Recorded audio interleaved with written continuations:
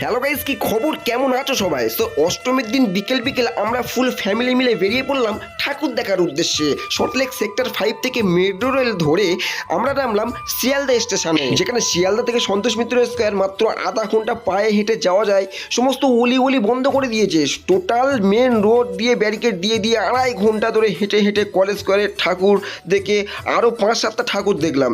তারপরে অবশেষে আমরা আসলাম সন্তোষ মিত্র স্কোয়ারে। পুলিশ কিন্তু মানুষকে প্রচুর হ্যারাসমেন্ট করেছে, আর আমিও হাল ছাড়ার বান্দা নয়। সন্তোষ মিত্র স্কোয়ারের ঠাকুর দেখে তাই ছাড়বো, মনে অদম্য জেদ ছিল। খুব কষ্ট করে এখানে এসেছি, তবে এখানে এসে এখানকার থিম এবং প্রতিমা দেখে মনটা ভরে গেল। এবার নাও, তোমরাও দেখে নাও।